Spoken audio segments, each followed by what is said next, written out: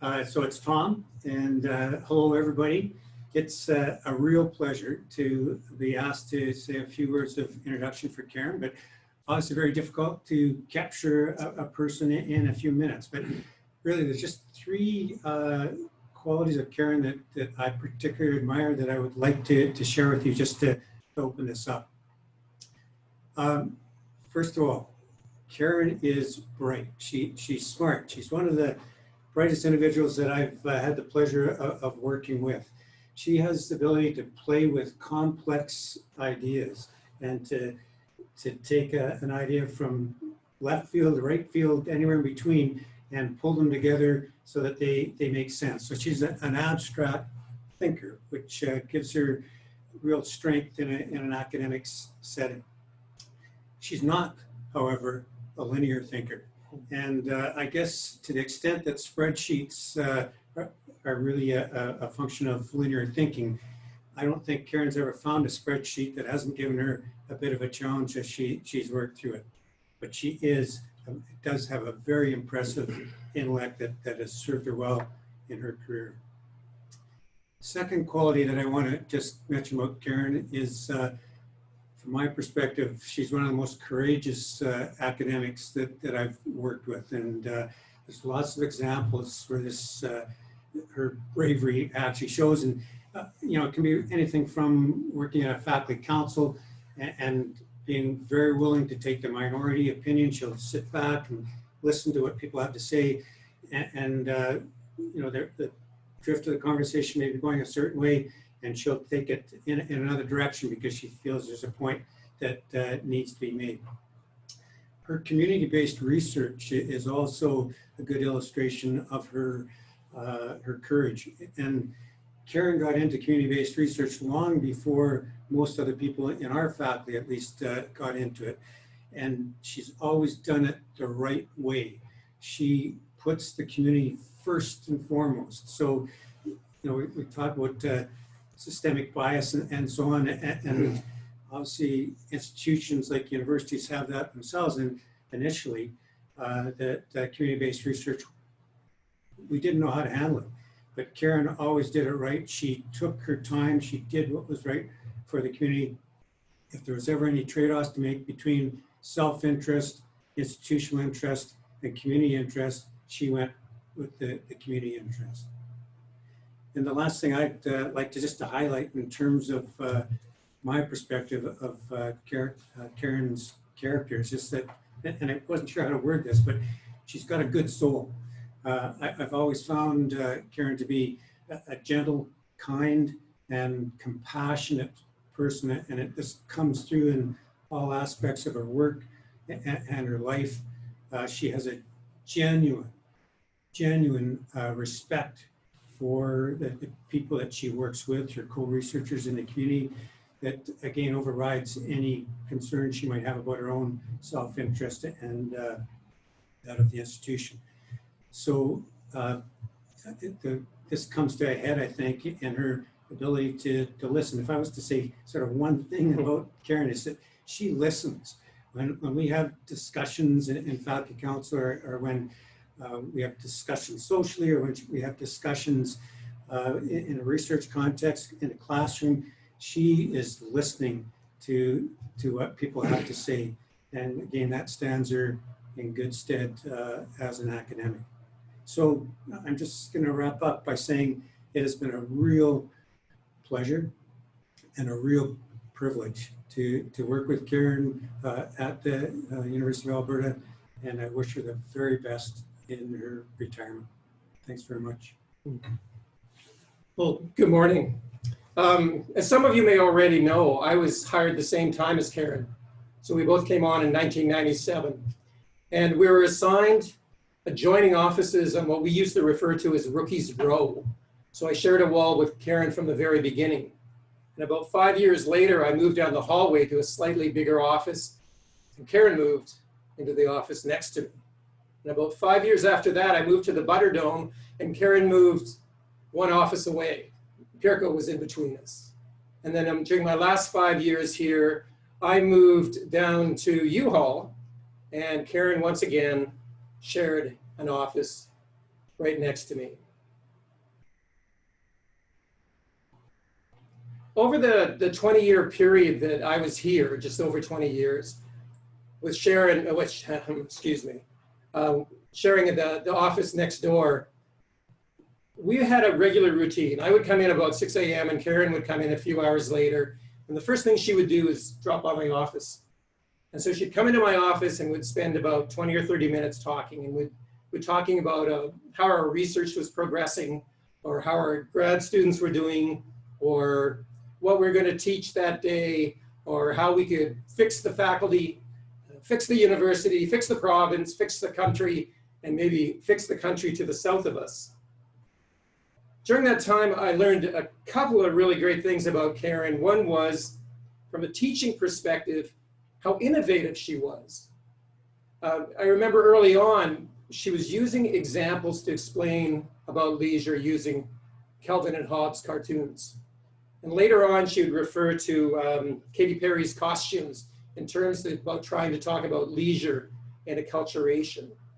And the other thing that I always found innovative is she searched so hard to find a room where experiential education would work, where the students were forced, in some cases, I think, to interact with her, with the material that she was teaching, and also with each other. And so that's one of the things that sticks out to me in terms of her teaching. She was inspirational. I remember one time talking to Karen about students who would come, undergrad students typically, and they'd come in and they were angry about a marker grade, and she would say, "Help me understand." And that phrase, it resonated with me because it showed you were both empathetic to what they were saying, but simultaneously, it meant that the student had to think logically to promote a case about why they felt they had been treated unfairly in terms of their marks or grade.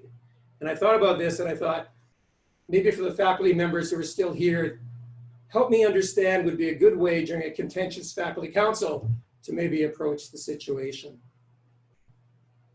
From a research perspective, Karen was clearly eclectic, but there are a couple of things, and she'll talk more about her research shortly, but there were a couple of things that were constant. One is, as Tom talked about, is she was always focused on those in the margins, those whose voices were not heard as much as they should have in the field of leisure studies and probably in social sciences generally. And she gave them voice. The other thing was Karen always prepared for her research beforehand. I remember she wanted to learn more about Aristotle and ancient Greeks and how they viewed leisure. And so what she did is she took a course from history and classics. So she sat in a course for a semester, learned from the professor. She could prepare herself to look at leisure from a classical Greek perspective. And the same thing when she went on sabbatical in terms of wanting to learn more about Native Hawaiians' leisure, she actually took a course on learning the language, both oral and written. That was the kind of preparation she did in advance in terms of research.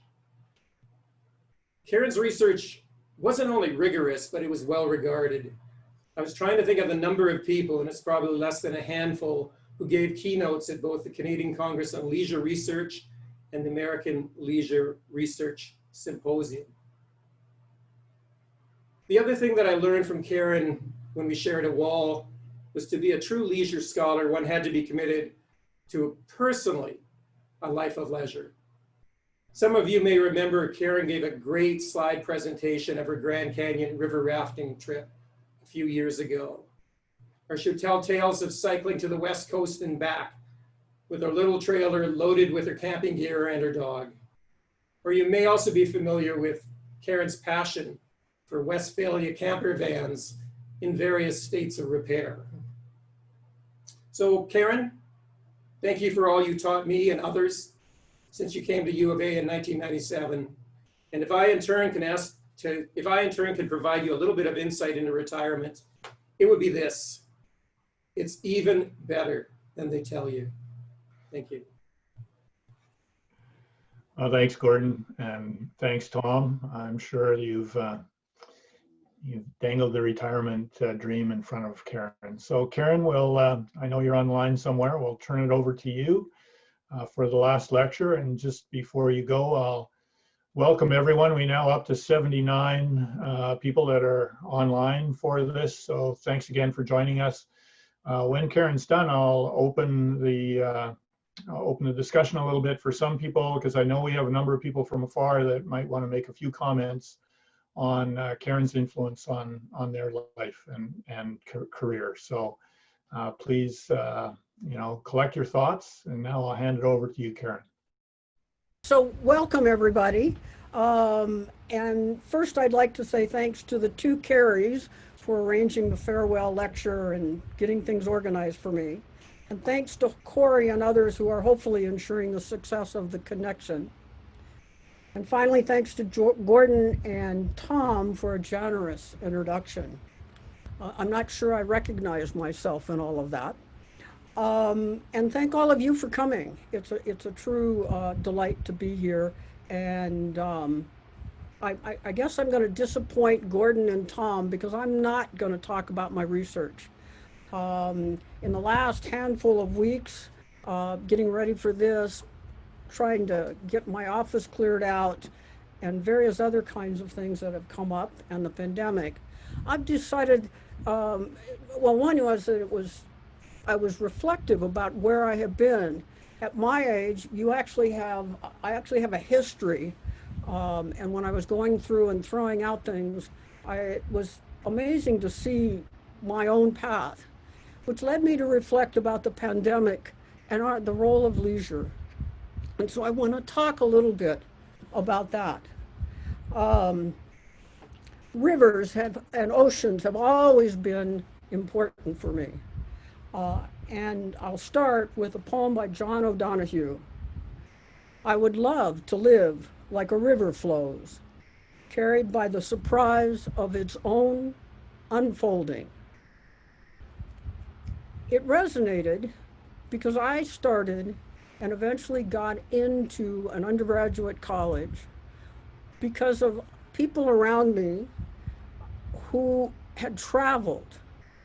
And so in the late 60s, early 70s, I went to a small college called Callison College at the University of the Pacific.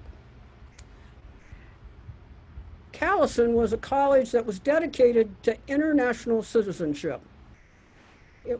Ferd Callison donated the money, and he was interested in how Americans needed to be trained so they were actually knowledgeable and had experience with different cultures that would challenge their perspective. In our second year, we went to India. 60 students, one faculty advisor. None of us had been in India. We had tried our best to prepare ourselves, but there was nothing that would prepare ourselves for India. The task was to learn about India, its politics, its history, its religion, its arts, its music, and the daily life. You can imagine what it would be like for white students to go over and be now the minority in a predominantly dark-skinned culture. It changed how we looked. It changed how we felt and what we believed. And this was the period of great change. The anti-war and civil rights movement in the US, feminism, hippie culture, AIDS epidemic, and international changes.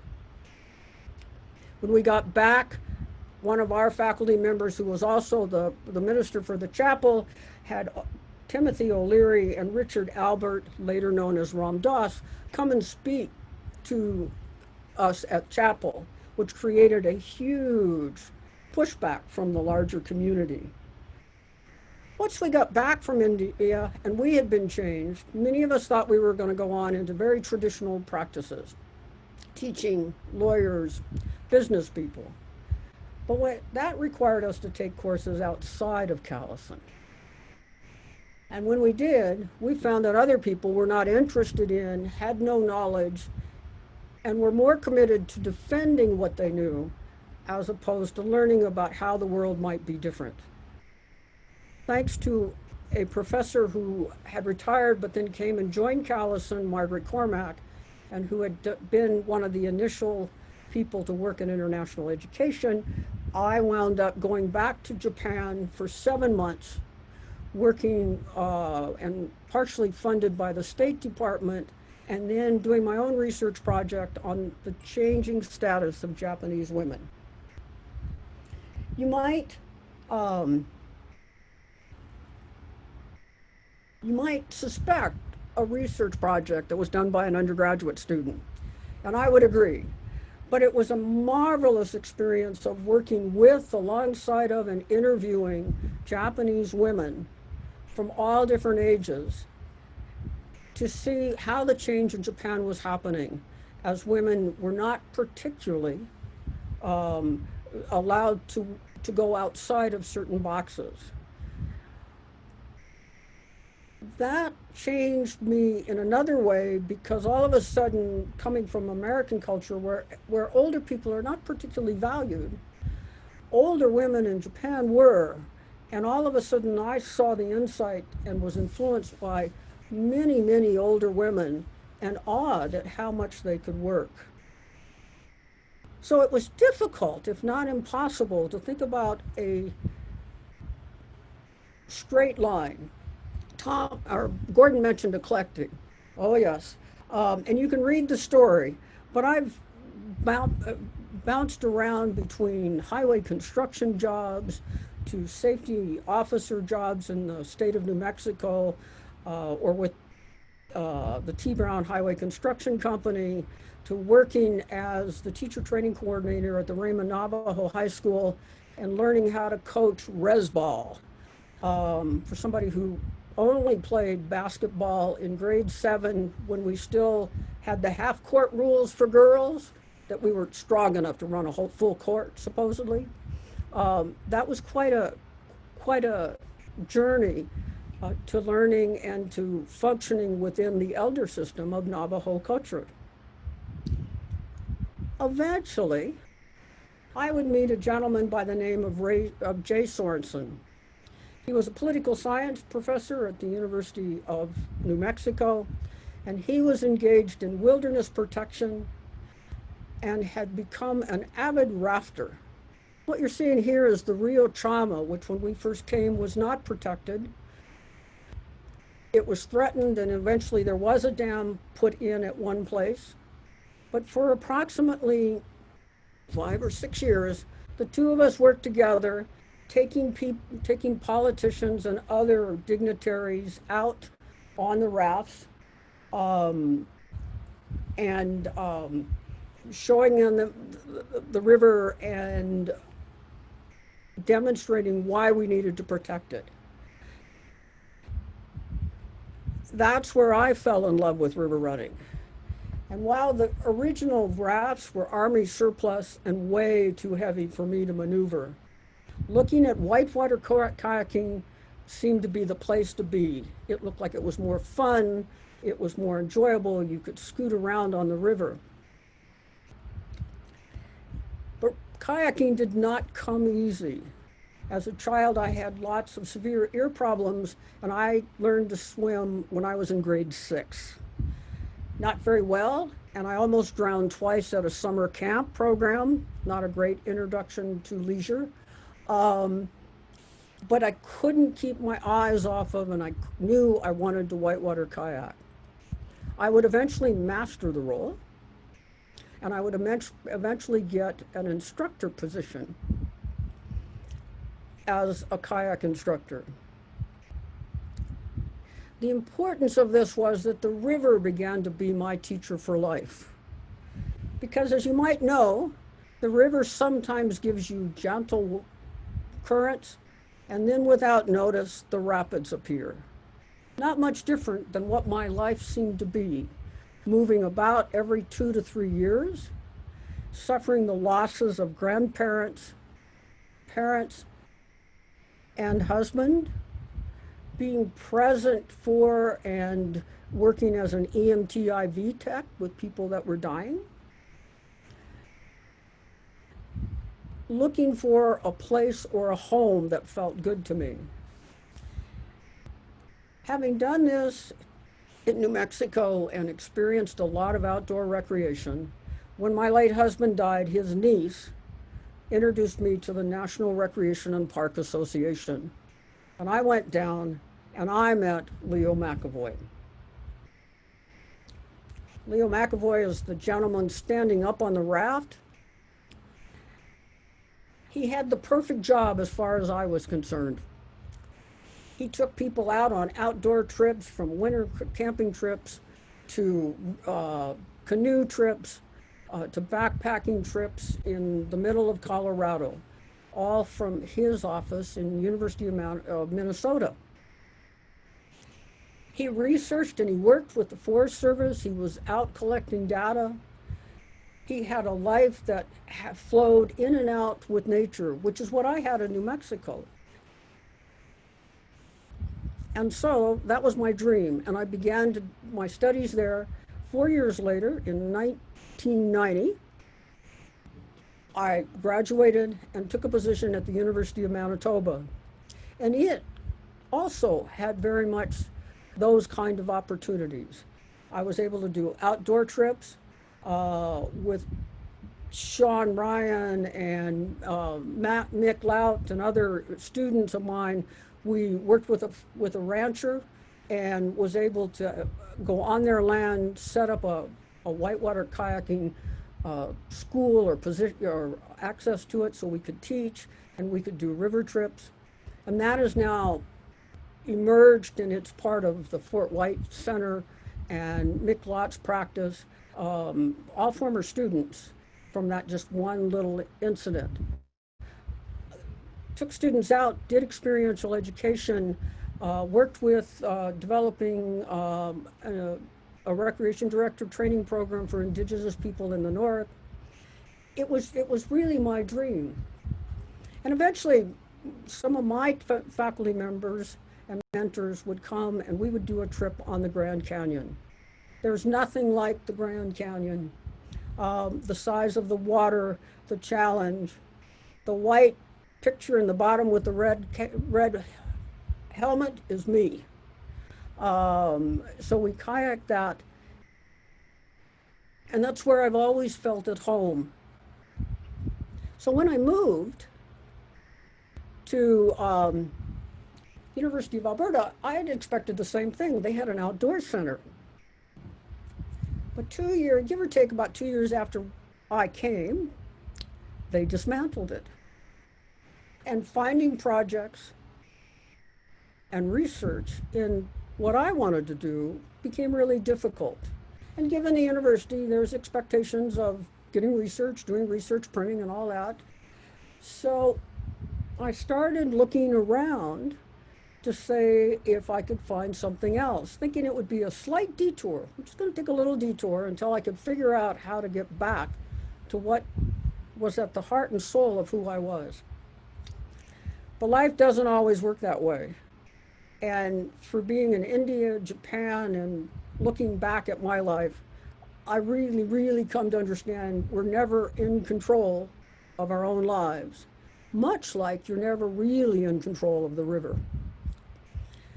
So I started looking around for doing things, which included the project in Hawaii, where I met amazing people. The gentleman that is weaving the basket was an elder, a tutu, and well renowned for his weaving capacities, of weaving everything from animals to plates to fancy pictures. I was in working and observing with the charter school, and I was watching him do it. He never gave any instructions, absolutely none. So many of the young children, of course, had had some experience because it's really a part of the culture. But for those of us like me and a couple of others, we didn't know where to even start. So we're busy looking around trying to figure it out when some young girl came in, and one of the Hawaiian students, and she sat down and started to show us. And at the time, because I'd done a lot of pedagogy and teaching, I thought, boy, if I could just teach him how to teach. And then I found myself saying, what was I thinking? I had no idea how people in Hawaii taught. I'd already seen that Navajo people teach by observation and no questions, kind of thing. So then I settled back to watch him. And this is the moment. He's been telling stories, no instruction, telling stories and weaving and showing us birds and so forth like that. And this young man had been sitting down and he was keeping up with what Uncle Joe was weaving. But he had evidently gotten to a point that he couldn't figure it out. So he walks up there and without missing anything in the story, Uncle Joe lays down one thing and he picks up the young boy's weaving, and then he showed him how to do it. Never saying anything, never changing the story. It was so gentle. And it was these things that began to make me think about how we teach and what are both the pluses and the minuses. And as I rethink this, these are not critiques, life changes. It is pointing to where I am now, which is I'm looking back and wondering how I made that detour, what I couldn't do, what were the losses, but also what were the gains. It's also that at Callison, we always talked about the ethics of our decisions. So the Callison was structured on joint curriculum development between faculty and students, joint governance. And so when issues around drugs and other kinds of practices surfaced, we all got together to do that. As you might guess, the larger universities' administration began to pressure them to make the decisions they wanted. We would learn much later at a reunion that they were actually tempted to do that because it would have been easier. They knew the risk. But there was a long night's discussion before they made the decision to stay with what they had committed to us. We were awed at that because many of us by now understand the kind of pressures that we all face within an institution. So this is a picture of the people, and I've thought about this as much as I've loved academia. What I found it poor in was the kind of empathy, compassion, and embodiment that is required by living in the world and the unpredictability. And so that it's hard to get the senses of who people are and how these different cultural practices, unless you go and you actually experience it and live with them.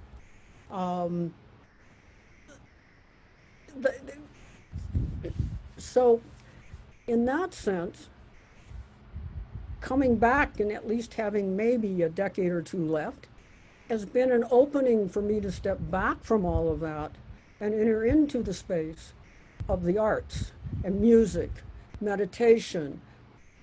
And now I see that all those things that happened when I was a young person and I couldn't manage to sustain them are coming back and are most important. And one of the other interesting things popping up is that the students who have found out about this and emailed me and said they can come or not come have been the students that when we took the class and they had to actually do the group work, were not particularly happy with it. It's hard work. You can't control your own mark. But that's not any different than being in the river or working out in most occupations. And now, after they've been there, and they're coming back for graduate degrees in different places, they understand.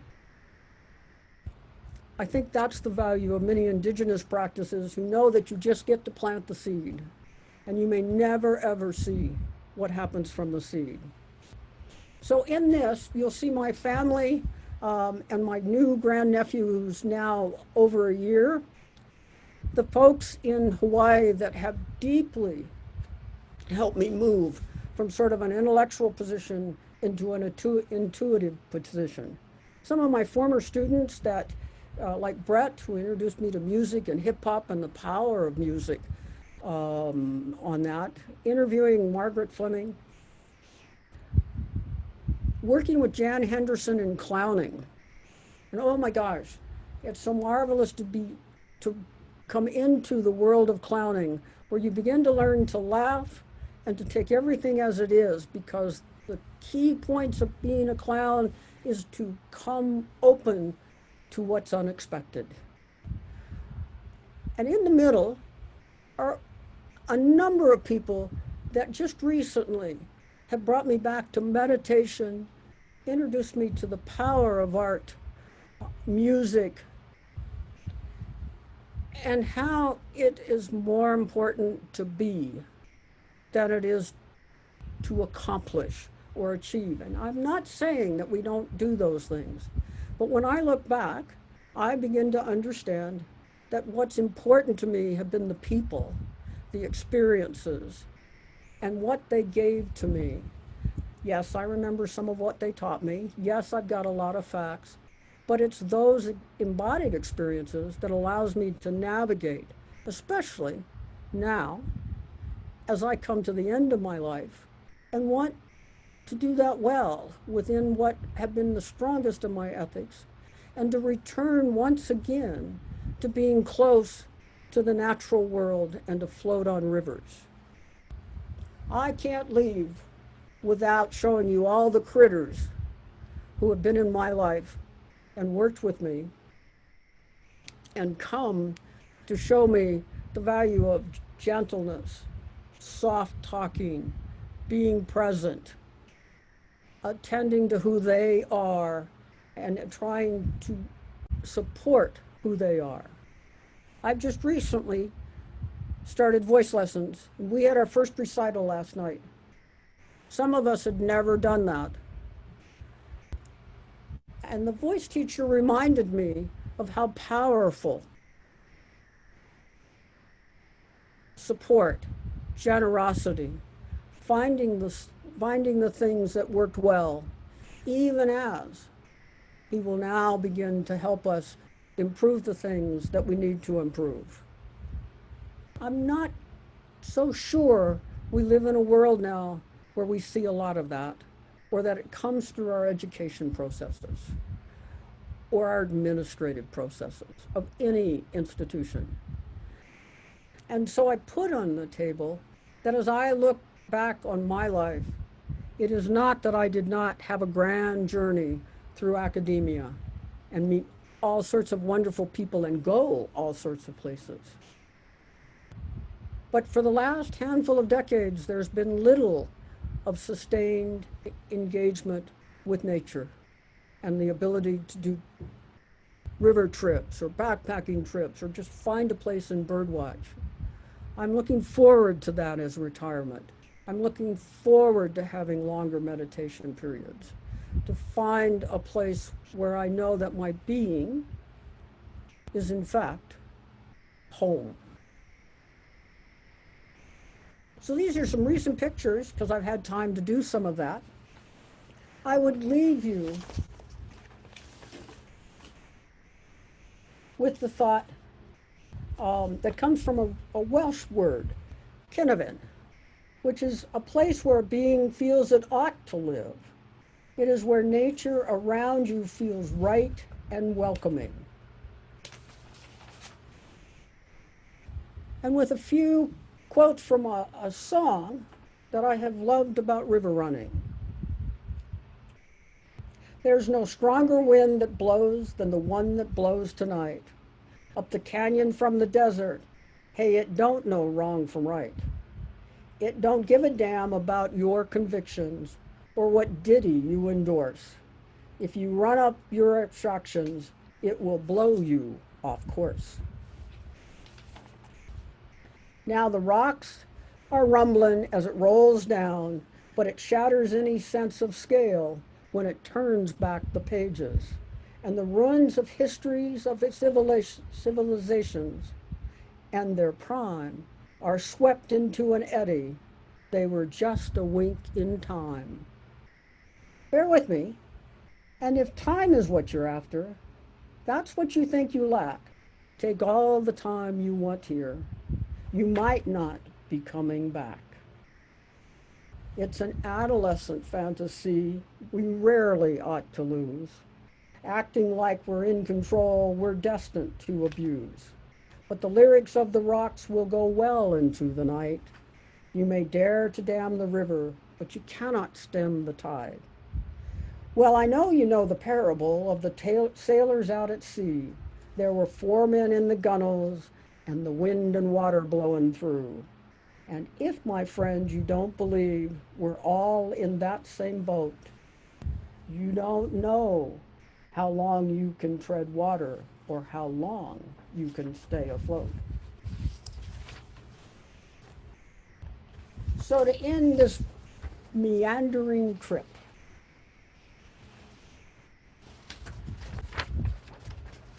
I would say, red evening sun reflects from the river paints us all at trip's end. Boats, cars, wet gear, conversation, load up, change, drive home, friend with friend, much spoken, much unspoken, much felt but left unsaid. Underneath it all, the river roars in every head. Now, I need to just a minute see how to get out of this.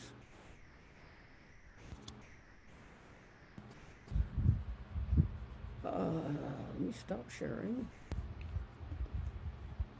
Can someone pin this on me so you can see me? We've got you. We can see you, Karen. Oh, okay. Sorry. I don't see me. All right. And so in parting, my gift to all of you.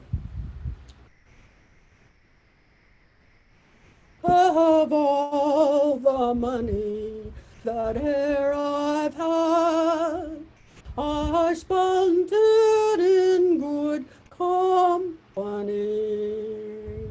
And all the harm that e'er I've done, alas, it was to none but me.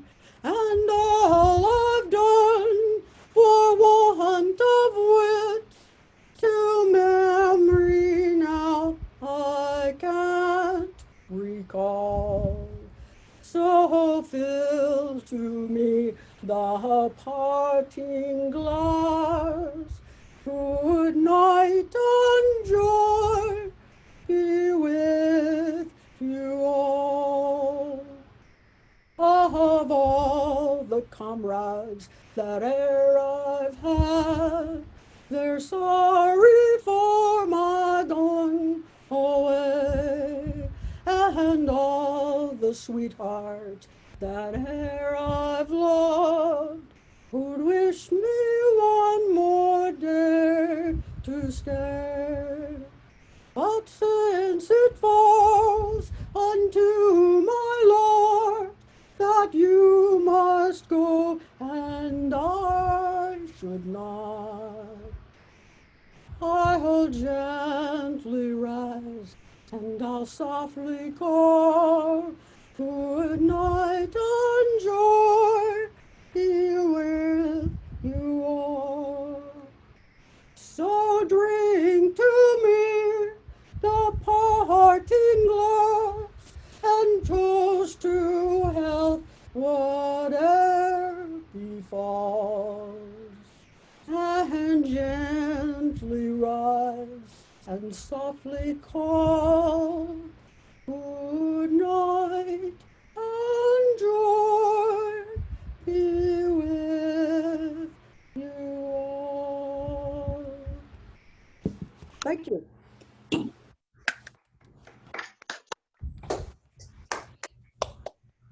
Well, thank you, Karen. You've set a standard that our future professor emeritus will have to hit in their presentation. Karen, 2 weeks from today, you officially become a professor emeritus of the university and in the faculty. And once we get back to campus, I'm very pleased to say that you will join the other distinguished professor emeriti on the professor emeritus wall, and we've got the plaque here It will not stay in my house. It will go into the onto the emeritus wall. So congratulations, Karen. Thanks for that talk. We have a few minutes left. If there's anyone who would like to share a story or a parting message to Karen, I ask you now just to take command of your microphone, and I open it up to the field. Well, I wouldn't mind just saying something quickly here. Go ahead, Gordon. Kerry Blues provided us with some champagne, so we're just going to cheer, Tom and I, to Karen Fox, the great person she is, the great academic, and we're glad. We're hoping to see a lot more of you now that we're all retired. So, cheers, Cheers. Karen.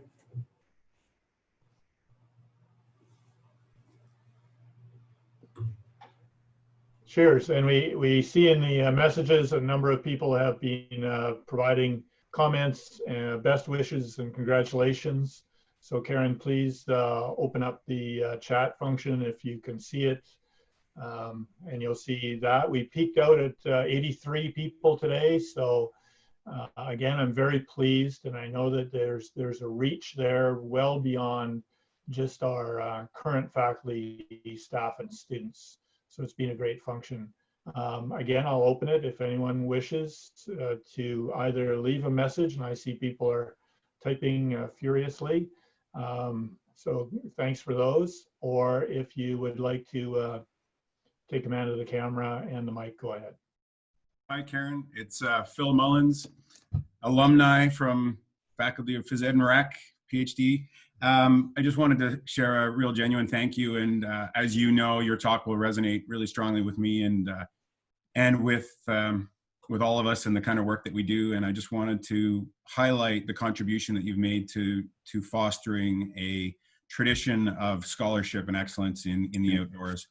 And we'll try to continue and carry that on. And hopefully I will see you in your van on the river sometime soon in Jasper. I hope so. All the best. Thanks, Phil. Anyone else? The comments are still being typed and I flooding. can't do that fast.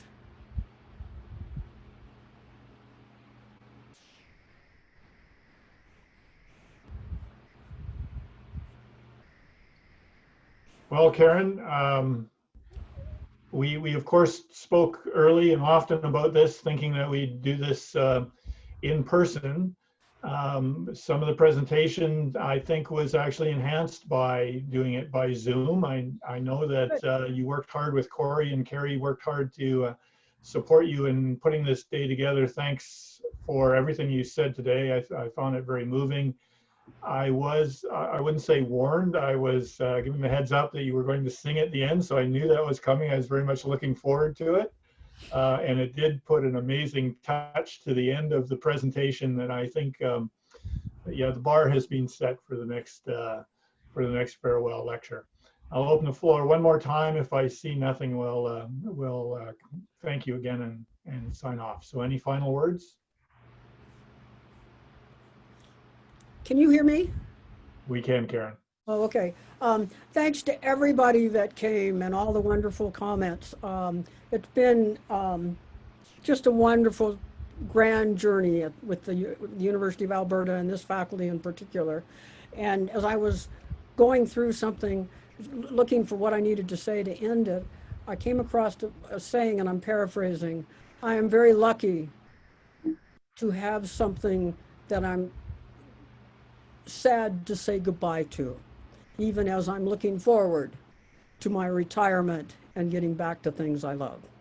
So thank you all. Well put. And please take some time to read the comments. And I thank everyone for coming today. And we'll sign off now. And again, you'll go on the emeritus wall and join our other very distinguished emeriti professors. Thanks, Karen. Best wishes. Thank you.